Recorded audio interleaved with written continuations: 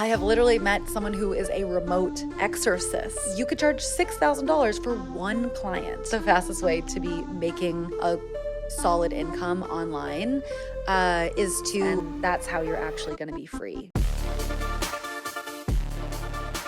Welcome to Boldly Human, the podcast where we explore unconventional ways to make money and unique mindsets and cultural perspectives to help you find a life that's right for you. In today's episode, I'm joined by Krista, also known as Christa Bella Travels on Instagram. She is a digital nomad and business coach who's been living and working remotely around the world since 2013. Krista shares her inspiring journey from how she left her corporate job in New York with only $3,000, buying a one-way ticket to Thailand, not knowing exactly what she was going to do once she got there.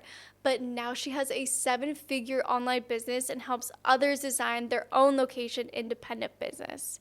This episode is for you if you want to learn how to build a business that is profitable, sustainable, and location independent so you can have more freedom and achieve your own dream lifestyle. Don't forget, any piece of support or advice means more than you can imagine. Thank you so much for being here from the start. Now let's get into the episode. So welcome to Boldly Human. Thank you. So I honestly am really inspired by everything you do. And I do actually look up to you. Like, if I'm being completely honest, I think it's really cool that you're able to, go from what you started with to what you have now. Can you talk about a little bit of your experience and why you have an expertise in your business coaching, digital nomad lifestyle, all of that? Sure. Okay, so I feel like to give the real credibility, it's a little bit of a story. So, and I'm just going to contrast this with the way that the normal world operates, which is the normal world will be like, oh, I got a certification at this school or whatever. But I'm really not helping people do anything that they need a certificate for. I'm helping people change their life. So I think that my credibility comes from my life experience. Okay. So basically, I'm going to try to make this quick, but my story begins when I was working in corporate back in the day, over 10 years ago. And just really had a just great disdain for my lifestyle there. I was just living paycheck to paycheck in New York City in this shoebox size apartment and commuting every single day. And I just was like, is this really all that there is to life? I'm so unhappy in this situation and I want to travel the world. And I just was like, I really want to make this happen. And I had no idea how. So for a lot of the clients I work with, they're in that situation where they want to change their life, have more freedom, and they just have no idea and they feel really stuck. So I was in that situation very much so, and very much wanted to get out of it. So there was a moment, a turning point where basically I actually lost my corporate job in New York City. And I just thought, okay, well, I feel so burned by this marketing industry, and what can I do instead when I have no money? I was like, okay, predicament is I want to travel the world, but I have no money and I don't really have a lot of experience. Okay. So at the time there wasn't really Instagram influencers or anybody kind of showing me the way like there is now. So had to figure this out myself. Searched so many options of how I could make money while traveling. And literally when I get tunnel vision, I get insane tunnel vision. I was obsessed with figuring out this predicament. So the best thing that I could do, and the thing that I felt was the easiest, fastest way for me to make money while having the freedom focused life I wanted, was to go teach English in Thailand. So I packed up, not just packed up, I sold my stuff. Okay. Actually literally sold anything that I could sell to just gain as much money as I could. And ultimately moved to Thailand with $5,000 total, which $1,000 of that went to the plane ticket. Okay. Another $1,000 of it went to my teaching English certification. And then the other $3,000 was what I was going to survive on until I got a paying job. So Okay. did a brave, scary thing. That is a brave, scary thing. Yeah, it was crazy. Honestly, everybody Especially because at thought it that was crazy. time there aren't like world packers positions and as much like easy to get volunteer stuff. Well, do you know what? Actually, I think that is another important part of the story because I'm a career coach, right? Right. I was never willing to accept a life where I didn't have a career that I felt proud of. Right. Like I was not interested in being a broke backpacker. I was like, hell Yeah. no, like I want to be a boss. Like I think I always wanted that and I Yeah, just you like have that energy. yeah. Yeah, but back then, I was like I was just like in my early 20s and I was like a little bit insecure and like a little bit just like feeling Right. underqualified for everything, which I was. Anyway, so I moved to Thailand, $3,000 in my pocket to just like figure it out. And the cool thing, my mom always said this quote, leap and the net will appear. So I feel like taking this big jump, I was really rewarded from the risk that I took. Okay. And when I got to Thailand, I ended up getting a job in marketing at a tech startup that was based in Bangkok. So then suddenly I had this really cool job and I was surrounded by other expats, other people that also had made the same insane quote, air quote, decision that I had made to move abroad. How'd you find that job? Craigslist. Yeah. No way. Yeah. Like I said, when I get tunnel vision, I get tunnel vision. And so Okay, I so was you were just like like, just searching. I was just scrounging like for Okay. anything. I was like, I just need to make I money. mean, when you're open-minded like that, Yeah, that helps a lot. opportunities will come. Yeah. For sure. Yeah, I think that probably is a quality that has really contributed to my success. But anyway, so yeah, I ended up getting this really cool job. It was awesome for a couple of years until all these disasters at home happened. Like I was living in Thailand while we don't need to go into it, but there was a fire at my house. My parents divorced, two of my aunts died. My dad got into a crazy accident. Like all this happened while I was away. And so I was That's like, like my worst fear. yeah, it was bad, especially because I had a job, right? Right. That you were there. I was committed to. Right. So I didn't actually have, even though I was living my like air quote dream life of living abroad and like going to the beautiful beaches every weekend, I was like, this isn't sustainable. Okay. So ultimately, I was like, I'm gonna go back home, figure it out. I think once you exit the sort of like systems, like the 9 to Right. 5, the matrix, if you will, I was like, I can't go back though. So I ended up getting a remote job, which was cool. And that was kind of how I began my digital nomad journey. I already had really cool experience in marketing from the Thailand experience Mhm. and from my New York City experience. So now I'm kind of like an experienced person, which is what helped me get the remote job. Okay, flash forward a few years later.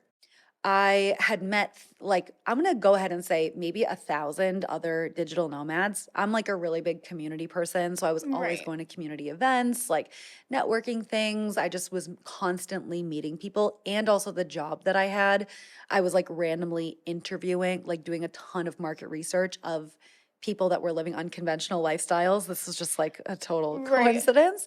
So basically, after a few years of having this 9 to 5 remote job, where again, my life was like really cool and amazing. Okay, so you're still working like 40 hours a week. Yes, from anywhere. And I was like in Portugal, I was like in just all these places. But I had all these data points in my mind of, oh, this person that I talked to on that Zoom call, and this person that I met at that networking event, and this person that I met on the Nomad cruise, and this person that I met at Nomad Fest. And I was like, all of these people are doing different things to make money online.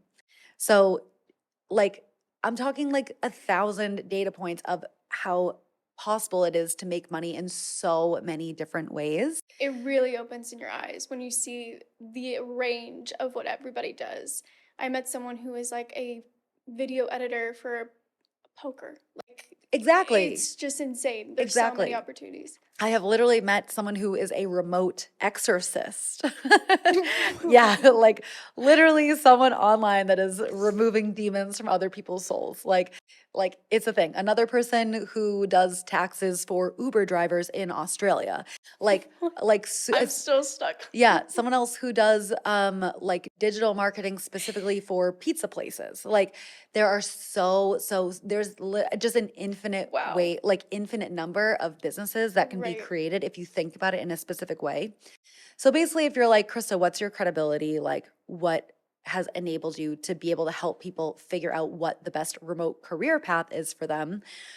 I naturally, like, I feel like my essence is someone who really, really cares about career. I always cared about it for myself. And because I cared about it for myself and I always wanted what was best for me, I naturally was drawn to learning about what so many other people did and do to make money online, and just the situation that I was in, constantly traveling around the world. Like, I've met people from every country in every industry, and I've had deep conversations with them.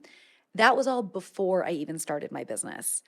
So once I started my business as a career coach, I would be like, okay, well, how do I take all the data points that are in my head and help translate them into the other person's head so that they can also have the same perspective that I have, and they could see how, like, literally any personality trait could be translated into remote work. Right. So I spent a couple of years developing this system, and over the course of me developing a system to help people with their careers, I was growing my business.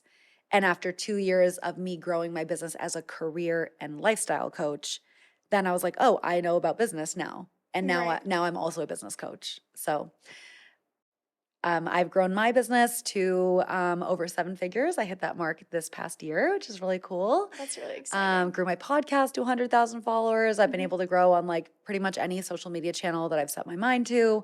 I have, I don't know, 15 years of experience in marketing. We're marketing for other people.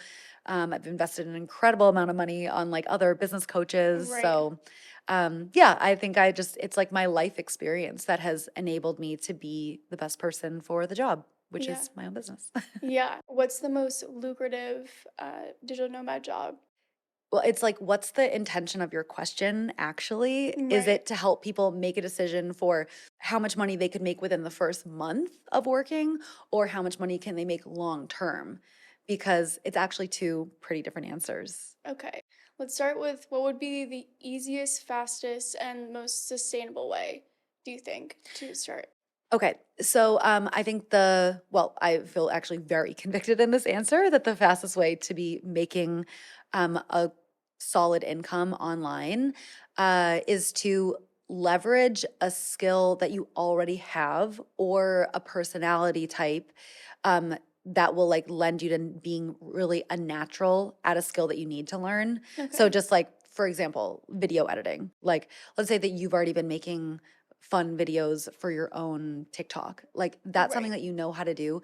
If you can come up with a way to offer that skill of editing videos to someone who needs it and will make money off of your skill, so like a business that utilizes TikTok for sales, that business will be willing to pay you a air quote high ticket price for your video editing if you package it up in a certain way that provides a lot of value to them. So basically, if you're the business and Mm-hmm. you are selling soap on TikTok or something, then I can go to you and I can say, hey, like, I have this really efficient and fun way of creating videos. I'm going to make it super easy for you. All you need to do is this, and this. Just give me the footage, and I will create for you like 3 months of content. Okay. If you're creating 3 months of content and you're making the process so easy for that client, you could reasonably charge. Uh, Give me a number. How much would you say that you could Oh my charge for that? gosh. For 3 months Three worth, months, yeah. depending how much they're posting a week, depending on the type of videos that they Sure. Let's are. say they're So, doing the most. Like, let's say they want to post every single day for 3 months. They're oh doing my like a huge gosh. campaign. It's like You could September and they charge want to make big. 6,000. Okay, beautiful. Thank you. Thank you for proving my point. Okay, so whoever is listening to this, you could charge $6,000 for one client. Right. And if you only need one client to make 6K, and like 6K, like, I feel like for newbies, if you were actually doing the nomad life and you were living in, say, Bali or Colombia or somewhere affordable, if you had like a $3,000 a month salary, that's like 2 months of living, Oh, yeah. right? Yeah. From one client. Right. So you could actually get away with, in the whole year, only having like 6 clients, and then Right. your year is sorted. You're like literally making enough money for the year for you to live abroad and live a really rich, cool life. It's like a practical skill that helps a business ultimately make money.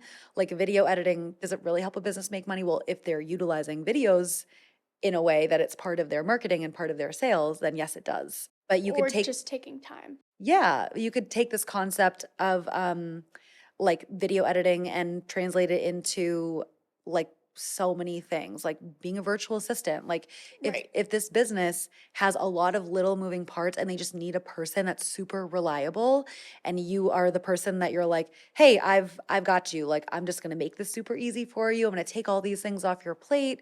Like whatever it is that you're doing, if you're helping that business make more money or be more efficient, you can charge, say, $6,000 for a several month container. And now you don't need that many clients and you don't need to have a crazy marketing plan. The business makes money, they're grateful for you. And that's how you get started. And it's not crazy to think that there are 6 people who have a TikTok account in this Uh-huh. world. Or, Yes. well, maybe not soon. Maybe we'll switch that to YouTube. But There's this concept that I teach to my clients called internet abundance. It basically is the idea that on the internet, like literally on you just open up one screen and suddenly with one touch of a button, you have access to billions of people, right. which is just an unfathomable number. Like we humans cannot comprehend what billions No. means. 1 billion, let alone 5 billion, Right. that are using the internet. And so, okay, out of the billions of people that are on there, you're telling me like 6 people is hard to come across. Like that's like ridiculous, right? Right. It's not six, it's 600,000 or 600 million or like I don't even know. Just there's way more than enough people that are out there if you're just strategic about who, like what your messaging is, who you're targeting, you come up with an offer that's really interesting to that specific archetype of a person. Business is actually pretty simple. So finding your skill that would be a small service provider type of business. Exactly. And then really niching down to see what type of clients you can repeat for, Mm-hmm. which I think is a really, it's an easy model to start with, but it's also something that you can grow as well. Yeah. So I think the cool thing, so yeah, I will like die on this hill of like everybody should be starting a small service provider business Right. if they want to get started. Right. Started, keyword started. Is your small service provider business going to make you $50,000 months? Probably not if you're just like a one person show. But if you have a small service provider offer, Mm-hmm. and it's going well and you have great testimonials and you've kind of got your systems down so that you're almost in like a rinse and repeat motion with your clients, you can scale whatever it is into a group program. You can teach your methods. You can hire more people to help you and create an Right. agency model. Like there's so many ways to scale a service provider business. Right. So yeah, to like with your initial question where you were like, what's the most lucrative thing that people can go into? I believe it's choosing something that you're a natural at. So it's going to be easy for you, like to just start offering that thing. You're going to have more confidence to charge those more high ticket prices. And it's just like whatever you can do that's a service, start off with that, package it in a way where you're offering, yeah, a high ticket price. And then ultimately you can scale the thing to the moon. But like get yourself to a point where you're at least making like, $5,000 a month reasonably. And then I would say think about scaling. And then what do you think is the starting out for a digital nomad? Like how much do people need to earn? It depends on Where where you they want to are. go and Mm-hmm. what they want to do. Like, I think the most expensive country that I ever traveled to was Norway. I just Oh was God. shocked. Like a bowl of soup was $30 in Yeah, a that's restaurant, like a 30 euro. that's I was like, oh my God, oh my, this is crazy. Like I'm happy with the amount of money that I make, but like if I stayed here, this would just be insane. Like why right. would I do this? Whereas you can go to Guatemala and your bowl of soup is like 70 cents. So it's like, it depends on, I think, what lifestyle you want. I always say like if you want to really just start, $1,500, you can live like within Southeast Asia. You can live in some parts of Central America. Yep. Not as much Costa Rica anymore, but You're not Costa Rica's like low key, it's like expensive. so expensive. It's It's so crazy. expensive. Yeah. Yeah. I mean, okay, $1,500, I agree. It's possible. Yeah. It is possible. I mean, you heard my story. I literally moved to Thailand with $3,000 to my name. Right. So, like you can take that leap if you have a plan to be getting clients. But I would say I mean, for my clients, I'm like, I'm your business coach. Like, I want you to make real money. Like, I don't want you to, like, $1,500 is okay, but it is kind of a backpacker budget. And I just believe that we all can be abundant as hell. Like, we can be living like kings and queens and making lots of money. And Right. I just feel like setting the bar higher does help you think differently and it motivates you in a different way. Right. So, whoever you are listening to this, I would say, okay, like if you're making $1,500 It's just not consistently as a much as month, you think. it's totally not as much as you Yeah. think. And also just like dream big, go for it. That was like the hardest barrier for me, was like thinking I need to make 6,000 a month Oh, in totally. order to like live anywhere in the world. But then you realize you're like, no, I can make this work. And sometimes you can even have less of a client, like have, half the amount of clients that you think that you need, Hmm. and then be able to, have more time dedicated to building if you were to move somewhere else. Yeah. Yeah. I think agreed on your point. The barrier to entry is probably way lower than people would assume. Yeah, and I think that it's amazing that people can take that leap, like what you're saying, like you took that leap with, only $3,000. What do you think the mindset was for you? Like, how did you be able to switch into that? Oh my God, my little subconscious is like desperation. But yeah, I mean, what is this quote? It's like staying where you are needs to be more uncomfortable than getting outside of your comfort Agreed. zone if you want to make a major change. And like my vulnerable, transparent truth about that moment is that when I got let go from my job, which by the way, it wasn't that I did anything wrong. I think that I was working in public relations. It's just, and I was entry level. It's just a super cutthroat industry and layoffs happen and just like, Right. they didn't And need me. marketing's always first. They didn't need me at that moment, so they just were like, "Okay, well, the new girl, like, bye, she can go." And now if I spoke to that version of myself, I would be like, "Girl, like, don't take it personally. It's okay." At the time, I really took it personally. I Right. was devastated and I was so ashamed. I was so embarrassed. I like, oh my God, the way that this thing like killed my confidence in myself. I was like, I'm never gonna amount to anything in marketing. And I just was really in like a low vibe Right. state. So I feel like I just had my tail between my legs at the time. And I was like, I can't stay in this industry because the industry has rejected me. So I need to do something else. So I was like, what else can I do? Whereas if I had stayed in marketing, that would have been the more lucrative thing, which ultimately did end up happening.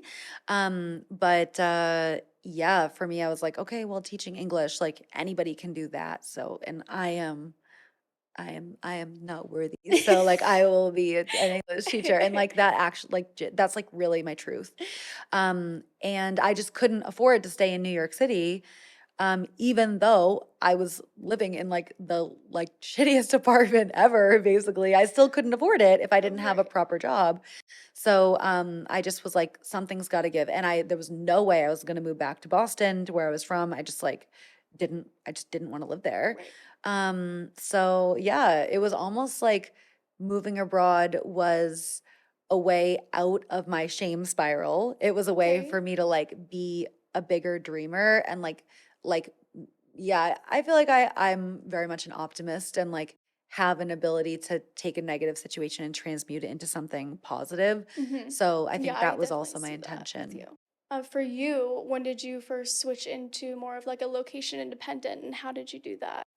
Okay, so the first time that I was really location independent was when I got my first remote job. So when I was in Thailand, I wasn't location independent. Right. I still feel like it's part of my digital nomad journey because I never would have been qualified for the remote job that I ended up getting if I Okay. didn't have that experience. And I never would have I think I wouldn't have known that the digital nomad life was even possible if I didn't have that experience. So Okay. for me, like everything really begins when I went to Thailand.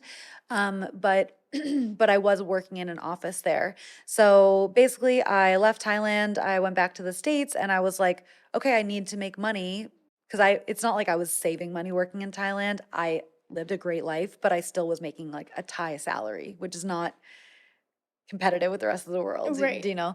So, yeah, basically I this is like actually a theme, right? Like I end up in a situation where I'm like, fuck, I need to make money like right now. Sorry for swearing. I was like, I need to make money right now. Like I just need to, what can I do? And Okay. so I basically do this like career assessment on myself and I'm like, what do I know how to do? What do I have access to?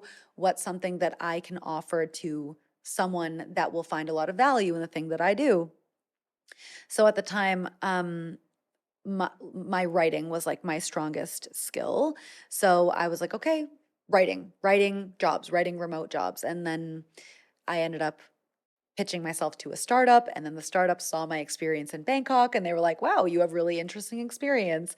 Do you actually want this higher level marketing position for our tech startup, and it's 100% remote. So that's how I basically I applied for a job and then I got it. Okay. Um, but you know, I want this to be like a valuable lesson learned for people because I think um, there might be someone listening to this and they're like, oh, well, Krista's way to free herself was to get a remote job. That is true for me, because at this point I had 3 years of marketing experience in New York City, 2 years of marketing experience in Bangkok.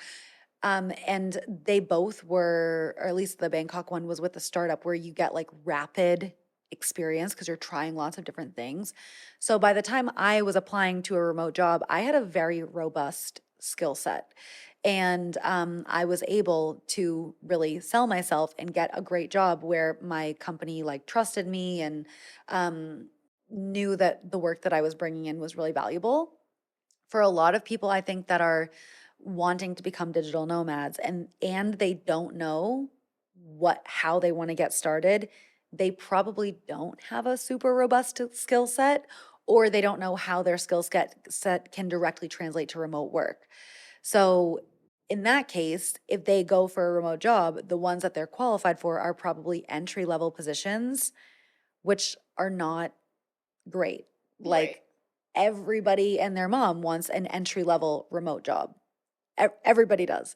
So these companies that offer these positions, and because they know that, they're going to be a little bit stricter with you because they're doing you a favor by giving you this like epic situation, this like amazing benefit of being remote.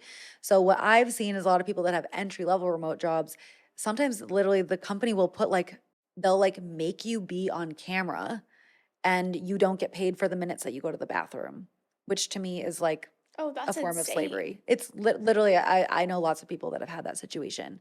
Like they What? track your eye movements because they're like, we're paying you to be remote or to do this work remotely. Oh So my for gosh. me, like I actually can't think of a more, I felt really oppressed when I was working in an office setting, but at least you could go to the bathroom. Like, Yeah, and not someone constantly watching yeah. you. Just the feeling of that. I know. And nobody has the ability to be dialed into their work for longer than like an hour at a time. Like, that's just actually not how humans work. Like, Right. we get distracted, we need breaks, like, whatever. So, I really believe that if someone is like an entry level kind of person, actually starting your own business and offering something simple like email writing or Pinterest management or podcast editing or video editing, something where you can figure out how to do that skill in a few months and still someone will find it valuable enough to pay you for it.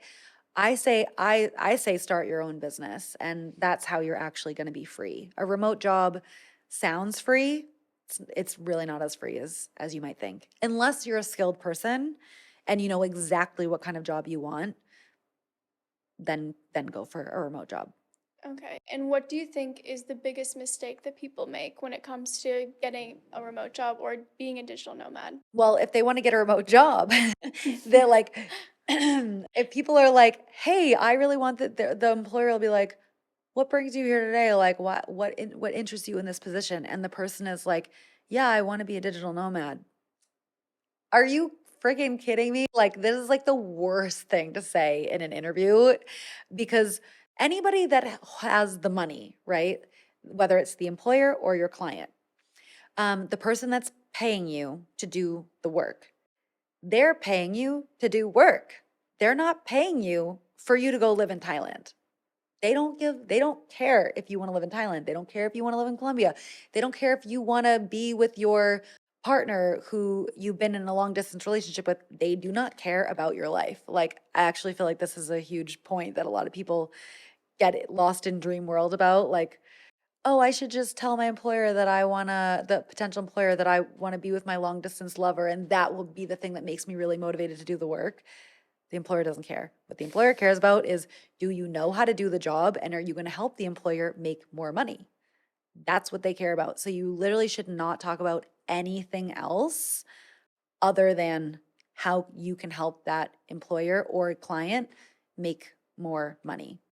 Don't be dumb. So yeah, that is my best advice for that. And I think a Right. lot of people go wrong there. And how do you learn to market yourself?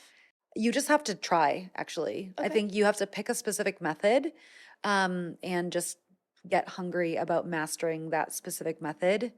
And you will start to create the neural pathways in your mind, like for social media, for example. Social media is not the only way to market, but it's one way, and it's a really great way. So Right. let's say Instagram. Like, do you need to take a master's degree in Instagram marketing to figure out how to do Instagram effectively? No, like our like 11-year-old neighbor knows how to do it, like they've figured it out. Actually, a lot of marketing can be really intuitive as long as you have the goal in mind of like what you're trying to accomplish. So, for example, getting people on a sales call. If that's the goal, you get to like clear away all the fluff and just be like, this is a one goal. How do I accomplish this goal? And it actually helps you. Creativity actually flourishes with more narrow focus. So for someone learning how to market themselves, I would say pick the one method that you want to learn and go all in on it. And there's tons of YouTube videos. There's mentors. There's people online that are already doing it that you can look to see how they're doing it. Right. Copy your competitors. Reverse engineer someone else's process, Okay. or hire a mentor. You're And like the that, mentor route like, is. yeah. What is some of the biggest lessons or breakthroughs you've had with a mentor? Oh, good question. Well, I've worked with a lot of different kinds of mentors. I've worked with business mentors, public speaking mentors, and also a lot of inner work mentors.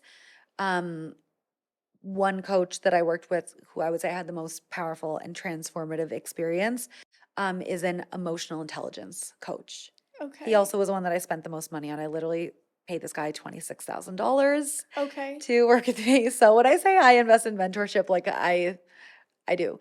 Okay. And why would one invest $26,000 in emotional intelligence coaching? Like, I obviously would have thought that it was worth it. Because what he taught me to do was actually like figure out why I was anxious about something and Okay. how to come up with a solution to my anxiety. So I remember this one time I was I was about to do my first live masterclass. Like, I was gonna yeah, I have a masterclass called How to Get Started as a Digital Nomad, where I really break down like my full philosophy, and it's a really value driven thing. But I wanted the masterclass to also ultimately bring me customers and like paying clients. And so I was telling him that I was really nervous about it. Like, what if it doesn't go well? And what if people don't like what I'm saying? Or what if people don't get value out of it? And I just like, as any entrepreneur would, I had all these things that I was scared about. And we just had this super powerful call where he really was like, okay, what are all the fears? And we listed these like 10 20 fears Okay. that I had. And then we literally one by one dissected each one. And the way that he was asking me questions helped me figure out what the natural answer would be. And that masterclass, I sold out my VIP 32-person spot with its program within 5 days. And I ended up making like $150,000 in like 5 days. So yeah. That's amazing. Yeah. So was the 26K worth it? Yeah. That's still 120 something $1,000 profit. Yeah. I would say like mindset work and just learning how to understand your own mind was the most powerful thing that I've gotten out of coaching. And it's just the gift that keeps on giving. Like it's like helped me transcend in my life, in not just my business, but in literally every single area of my life, and it will forever. Because your mind is ultimately what brings you success. Yeah. And it's amazing that, you're able to see that value, because I think a lot of people, when they think of mindset and they think of, emotional intelligence and all that stuff, it's not as important because people don't realize that it is the thing. It's not necessarily the action, it's the thought behind the action that gets you there. So Absolutely. that is really amazing. You can have that kind of breakthrough too. Yeah. So I love your point of like you're just like people just don't get it. And they don't. And that's okay. It's Mhm. like, we can't all know everything all at once. Like as soon as we decide that we want to start a business, we can't be expected to just know that emotional intelligence and mindset is actually one of the most important things to work on. But for me, I didn't know that until I hired a business coach. Here's a great little tip for marketing. So if you're marketing something to someone and you want to help them create a major transformation, like my first business coach, the transformation that she helped me make was launching my business in a profitable way. So she had to speak to me in her marketing at my level of awareness. My level of awareness was, I had no idea what mindset was. If she had told me we need to do mindset work, I would not have paid her because I would have been like, how is that relevant? I wouldn't have Right. understood. I was not conscious of that. So the way that she spoke to me in her marketing was, do you want to make $10,000? Do you want to take your Instagram audience and turn it into money? That was what I wanted. That's what I was conscious of. So I was just like, yes, yes, yes, yes to everything that she was saying in her marketing. Right. She was speaking to me at my level of awareness. That is really smart. Once I paid her, then she was like, okay, you want to make $10,000? You want to launch your business in a profitable way? We got to do mindset work. And I'm like, well, how is that relevant? And she's like, look, you hired me for me to help you. Trust me, this is how I'm going to help you. And I'm like, well, I paid you. So, okay, I trust you. And then that was my first business coach, literally like, I feel like I had a complete spiritual awakening working with her. Like she just taught me Really? so much about mindset and the subconscious. And once you understand, once you get it, you get it. And then you can't go back. You understand how it affects like everything. Again, mentorship. Like working with someone who is already where you want to be is the hack, is the shortcut, is the quantum leap to anywhere that you want to go. Agreed. I think it's hard for people to know where to find their mentors. So how did you Yeah. find yours? I manifested her. Joking, but like not really. You're like, I'm kidding. No, I'm not. Yeah. There's this phrase that I really believe, which is that when the student is ready, the teacher appears. Okay. And that's just been true for me like every single time that I've ever hired a mentor. It's almost like your subconscious, your higher self knows what you need. So it was kind of like I had been putting the feelers out there. So at the time, Susie was her name, my first business coach. Okay. Before I hired her, I was like, I had tried to create a business, by the way, like 6 times. And it just kept not really working. Like I would make a little bit of money with all these different businesses. One was a blog, one was an e-commerce site, a photography business, a personal branding business, a retreat business. Oh my gosh, that And it sounds was, like everything I've done. yeah. And and a marketing consulting agency. Oh, literally. Yeah. So I like was trying, and nothing was really quite working. So I had this goal in mind, which is create a business that is profitable. That was my goal. Right. So I think for whoever you are listening to this, you ask yourself, what is your ultimate goal? Like the simple, what do you want out of life? Right. And then I think you just actually start opening yourself up to seeing how you could find someone that could help you achieve that exact goal. So I probably spent like a few months just in my own, like, how do I do this? How do I do this? Again, I didn't even know that I wanted a coach or a mentor. Like, I just knew that I had this goal of having my own profitable business. There's actually something in our brains called the reticular activating system. I don't know if you know what this is, the RAS. So what that is it's a filter to help your brain understand what's important and what's not, like in your life. A great example is if you're going to go buy a car, and let's say that you've decided what car you want to buy, but you haven't bought it yet.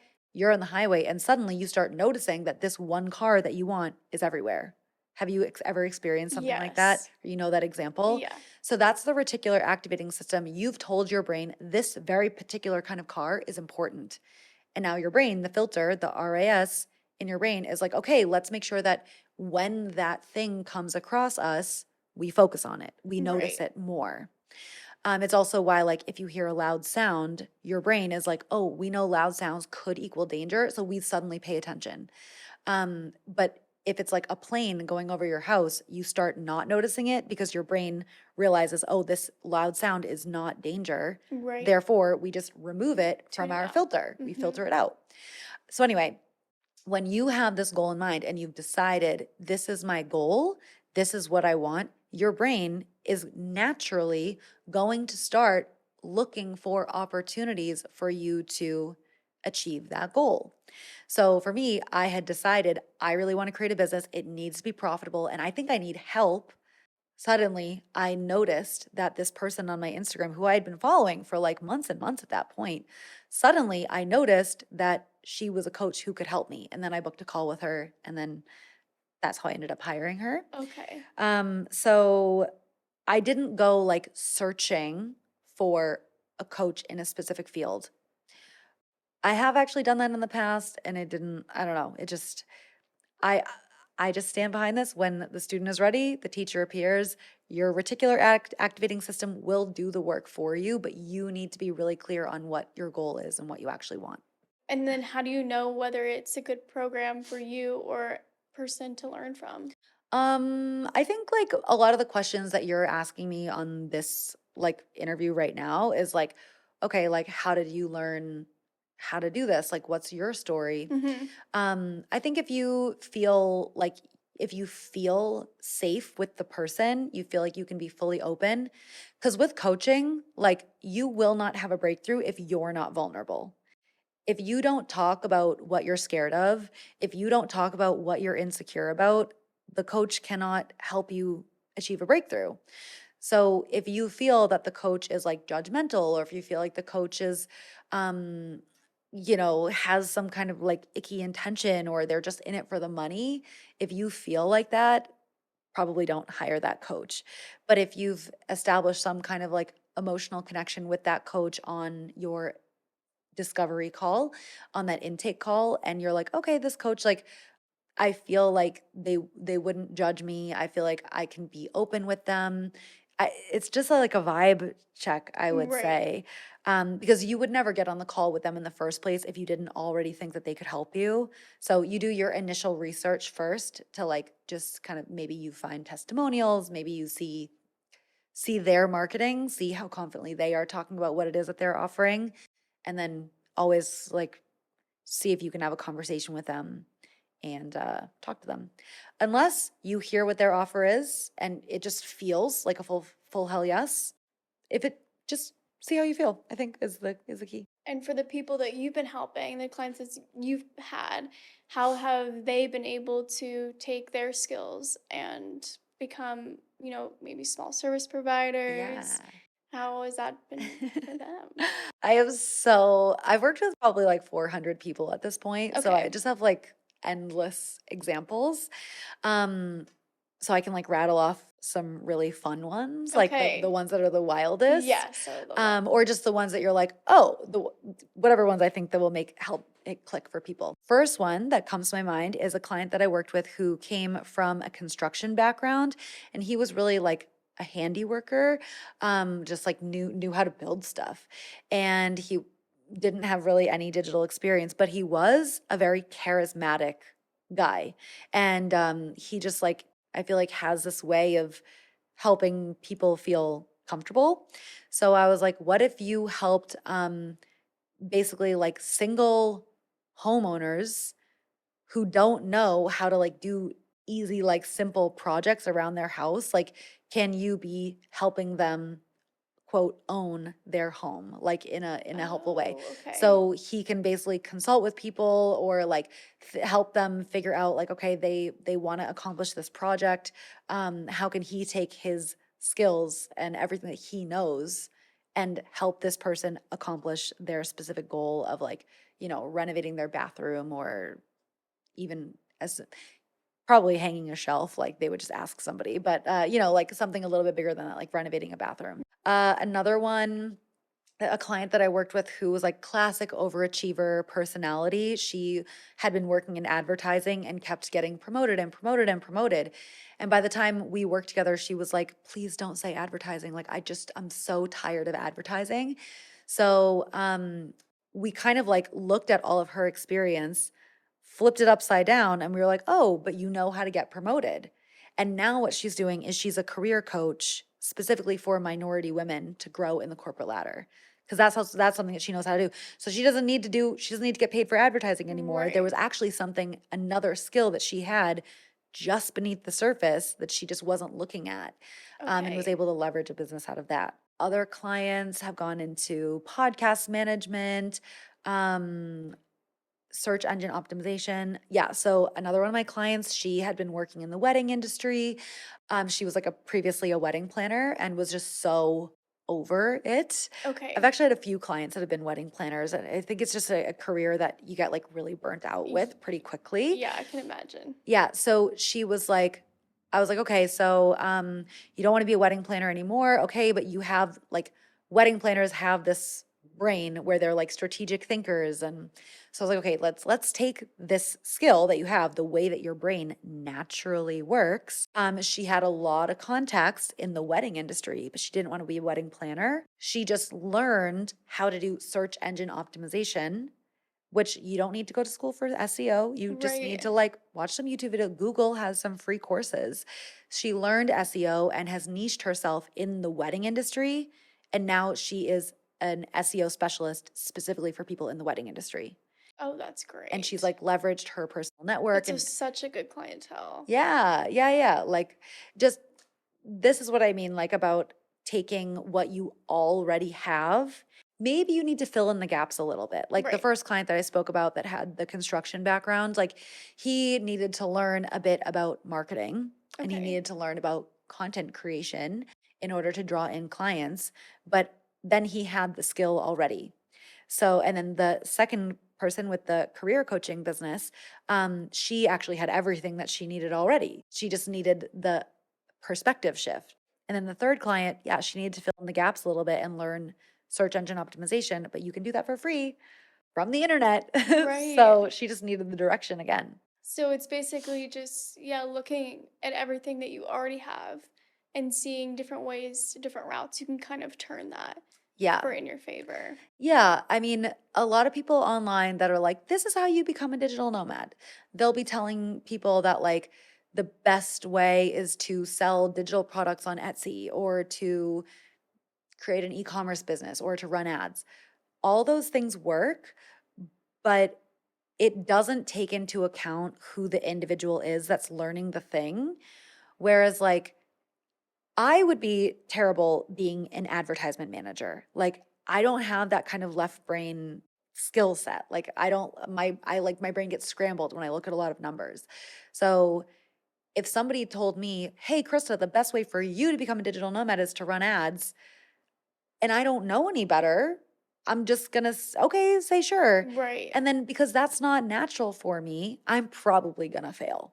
Like, I'm gonna get burnt out, or I'm gonna get confused and too frustrated.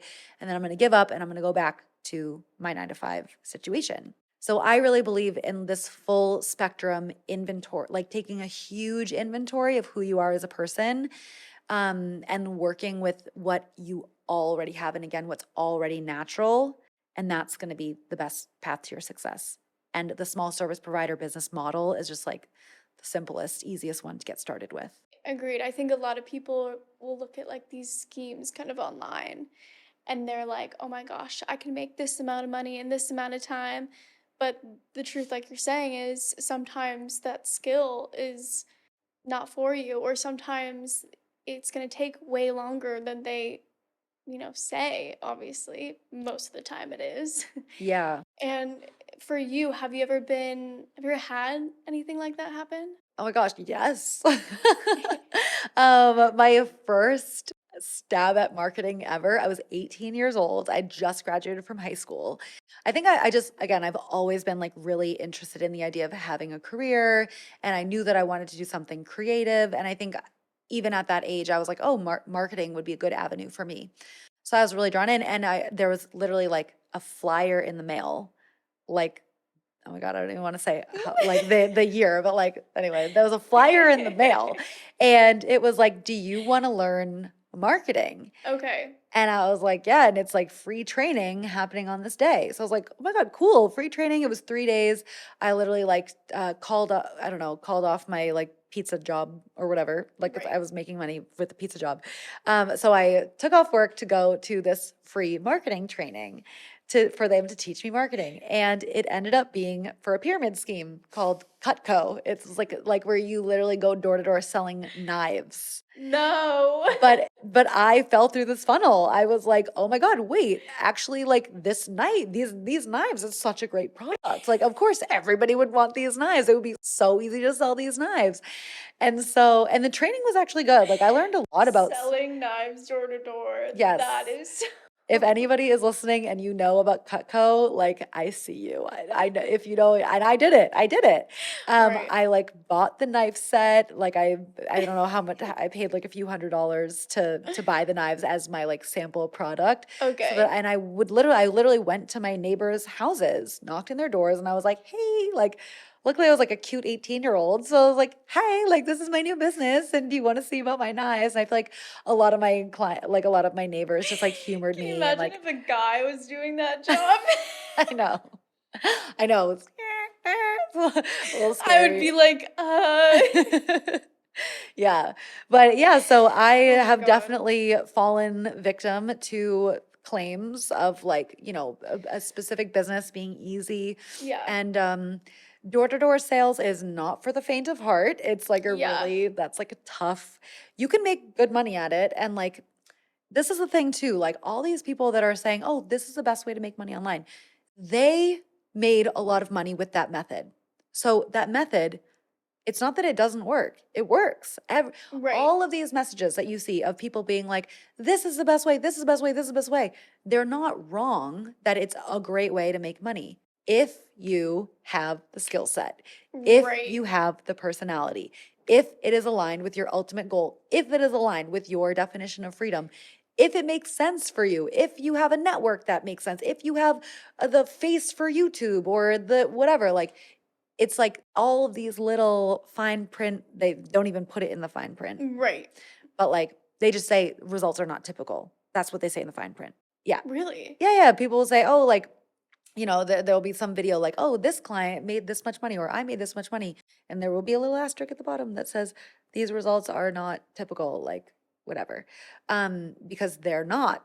Those results happen when the person is aligned with that. When the person's like, I really want this to be my full-time kind of life. Yeah. This is my ultimate goal kind of person. Yes. So for me, door-to-door sales, knives was not the thing. Teaching English was not the thing. Creating an e-commerce site was not the thing. Blogging was not the thing. I just like I've had so many different jobs in my life and like Right.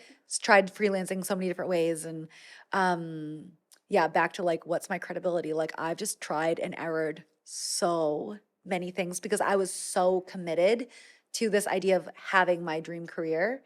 And now I have landed on it. So when you were like, what else would you do? I'm like, I'm tired of looking. Like I'm married. Thanks to my business. I'm committed. Like I'm done dating. Right. And yeah, I'm here. Yeah, I think it is a lot of trial and error. Yeah. And it is a lot of asking yourself questions. It's a lot of experimentation. It's a lot of shitty things before it works out. Yeah. Is there any question or any type of like kind of self-experiment that you did that like really helped you find this? Great question. I remember when I was 16 years old, I really wanted to become a fashion designer. And there was this fashion design course like every Saturday for like a few months or something in Boston. And my mom was so supportive and she was like, yeah, like she always was encouraging me to follow my dreams. Like so amazing. Right. So my mom like hooked me up and like paid for this fashion design course. And I would drive into Boston every week. And at the end, I was like, oh, like I feel disappointed. Like I didn't do a great job on my final project. And I think I just didn't do a great job because I don't really like it. Like I didn't realize I would have to be sewing so much if I wanted to be a fashion designer. And my mom's response was, you know what? It's actually just as valuable to learn what you don't like as what it is that you do like. Because there are just so many options out there. There's just like infinite options. So Right. for me, like if I had not tried the fashion design thing and I hadn't identified what it is that I don't like about it, maybe I would have tried another thing where like I was using my hands, but actually it was a thing I don't want to have to use my hands in like my business. Whereas other people that they do like that, Yeah, they want to be hands on. and they might know that they like don't want to be behind a laptop all day every day. They might not be most suitable for the digital nomad life, FYI, but you kind of Right. need your laptop. But if you know that you don't want that, but you still want to travel the world, well, now you can actually narrow, and maybe actually being an English teacher would be right for that person. So I think getting really clear on what you don't like Right. might be easier to tap into than what you do like. Okay, because I'm about to go on a rant right now. Okay. I think that our society has really oppressed people or suppressed people's ability to own their own authenticity. Like to feel like if you have an interest, that could be the seed of a full blown passion. But the question that people get asked is like, what are you passionate about? And so many people are like, I don't know. Like, I don't have any passions. I don't know what I'm good at. I don't know what I can do. I feel like I don't have any skills. I feel like I don't have any like solid interests that would allow me to just like know what it is that I want to do. And unfortunately, I think most people are in that situation if they're kind of caught up in this like 9 to 5 cycle, because the 9 to 5 cycle does not celebrate individuality. No. It celebrates you being a cog in a wheel. Mm-hmm. So actually, it's like better for our economy to have not passionate people because then they are okay with being a cog in the wheel. So if you're someone listening to this and you have been a cog in the wheel, I understand if you don't feel like you have any passions. Totally makes sense. You have not been given the ability, the time, the space, the encouragement to go figure out what your passions are. So just know that like any interest, even if you're like kind of interested in it, if that's how you feel, it's really worth exploring and like giving yourself some time to indulge in just that like somewhat of an interest and not have to be like this interest doesn't have to be a full-blown passion in order for you to start like exploring it a little bit more. But even if you don't have any interests that you're even a little bit interested, if you can't even find a seed of an interest, at least figure out what you don't like. Right. That's a way easier thing to tap into. Like, and then if you get a clear list of everything that you don't like, you can fold your paper in half and in the next column, write down what's the opposite of all the things that you don't like. And that might help you tap into what you do like. Because sometimes what you do like is the opposite. Yeah. And sometimes it's also just like really adjacent of it. Mm-hmm. Because I think for me, I was so much interested in the travel world and talking about travel, but I had a travel blog and I was like, this isn't it. Mm. And then I tried video and I was like, okay. And then I tried podcasting, which is like a different way of kind of talking about what people were experiencing while traveling, which was what I loved so much. Yeah. So then it was just like, it was all there, but it just took me so long to weave through every method or medium for it. Mm-hmm. Yeah. Yeah, so right now, like the main way that I'm marketing my business is actually also through my podcast. I know how to do Instagram, I know how to do all the things. But right now I'm like, I think that I don't like spending a lot of effort and energy on social media. Mm-hmm. So, right, even though I used to like it, now I'm like, I don't think that I like this. So it's like, okay, what don't I like about showing up on social media? Well, I don't like that I have to do my makeup and my hair, and like I don't care enough. So then it's like, okay, well, what's the opposite of that? Communicating or like talking about my business in a way that doesn't involve me doing my makeup and my hair. Right. A videoless podcast. Like, oh Right. my God, it makes so much sense. But I hadn't started the podcast before, so how would I have known that I wanted to do it Exactly. if I hadn't gotten clear on what I didn't want to do? Very So it is a true. really powerful exercise to focus on what you don't like. Very, very true. And then, so how do people find you? They can find me on Instagram at Christa Bella Travels, Christa Bella Travels. If you send me the keyword boldly human podcast, then I can send you an automated message that will basically like kickstart a cool conversation for us if you are interested in my help and support. If you want me to help you figure out what is the best remote career path for you, that is my specialty. So slide in with the keyword boldly human. Yeah.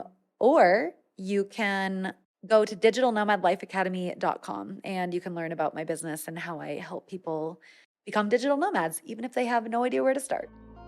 Yay! So much fun. Thank you so much for having me.